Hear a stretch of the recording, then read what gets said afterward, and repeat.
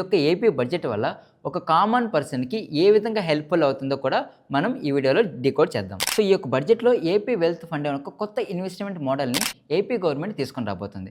అసలు AP wealth fund అంటే ఏంటి, దీని యొక్క మెయిన్ ఉద్దేశం ఏంటి, దీనివల్ల మనకు వచ్చే ఉపయోగాలు ఏంటో చూద్దాం. సింపుల్గా చెప్పాలంటే ఇది ఒక government owned investment fund. For example మన దగ్గర మనీ ఉన్నదంటే మనం ఏదైనా ఒక ప్రాఫిటబుల్ బిజినెస్లో ఇన్వెస్ట్ చేస్తాం కదా, అక్కడ నుంచి వచ్చే రిటర్న్స్ని మనం వేరే వాటికి యూజ్ చేసుకుంటాం. అదేవిధంగా గవర్నమెంట్ ఒక ఇన్వెస్ట్మెంట్ ఫండ్ని క్రియేట్ చేసింది.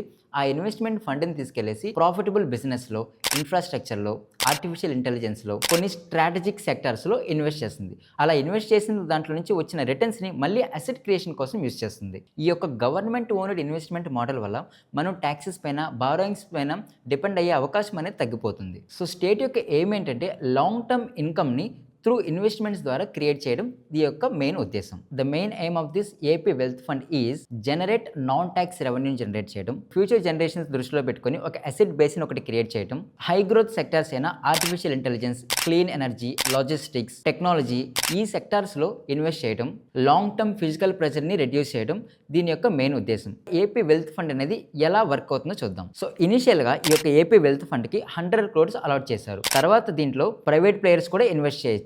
అండ్ ఓన్లీ ఏపీ వాళ్ళు మాత్రమే కాదు, ఆల్ ఓవర్ ఇండియాలో ఎవరైనా సరే ఈ యొక్క ఏపీ వెల్త్ ఫండ్లో ఇన్వెస్ట్ చేయొచ్చు. ఇలా ఇన్వెస్ట్ చేసినప్పుడు స్టేట్ గవర్నమెంట్ ఈ యొక్క ఇన్వెస్ట్మెంట్ని profitable business, profitable infrastructure, profitable సెక్టర్స్లో పెడుతుంది. అక్కడ వచ్చిన రెవెన్యూని అగైన్ మళ్ళీ state government other asset creation కోసం యూజ్ చేస్తూ ఉంటుంది. ఈ యొక్క వెల్త్ ఫండ్ ఇన్వెస్ట్మెంట్ మోడల్కి కొన్ని ఛాలెంజెస్ కూడా ఉన్నాయి. ప్రాపర్ ప్రొఫెషనల్గా ఎవరైనా మేనేజ్ చేయకపోతే అది క్రిటికల్గా అయిపోతుంది. పొలిటికల్ ఇంటర్ఫరెన్స్ అనేది ఖచ్చితంగా దీంట్లో ఉండకూడదు. ఇన్వెస్ట్మెంట్ రిస్క్ని ప్రాపర్గా క్యాలిక్యులేట్ చేసుకోగలగాలి. అండ్ ఈ యొక్క మొత్తం స్ట్రక్చర్ కూడా చాలా ట్రాన్స్పరెంట్గా ఉండాలి. అప్పుడే ఈ యొక్క ఇన్వెస్ట్మెంట్ మోడల్ అనేది ప్రాపర్గా సక్సెస్ఫుల్ అవుతుంది. సింపుల్గా చెప్పాలంటే ఇంతకుముందు ఇన్వెస్ట్మెంట్ మోడల్స్ అన్నీ కూడా ఏ విధంగా అంటే మనీని బారో చేస్తుంది, అంటే మనీని తీసుకుంటుంది, స్పెండ్ చేస్తుంది ఇన్ఫ్రాస్ట్రక్చర్ ప్రాజెక్ట్స్ పైన, మళ్ళీ తర్వాత అమౌంట్ అనేది రీపే చేస్తుంది. బట్ ఇప్పుడు వచ్చిన ఇన్వెస్ట్మెంట్ మోడల్స్ ఏంటి అంటే ఇన్వెస్ట్ చేస్తుంది, అలా ఇన్వెస్ట్ చేసిన తర్వాత మనకి రిటర్న్స్ వస్తాయి, ఆ వచ్చిన రిటర్న్స్ని మళ్ళీ రీఇన్వెస్ట్ చేస్తుంది.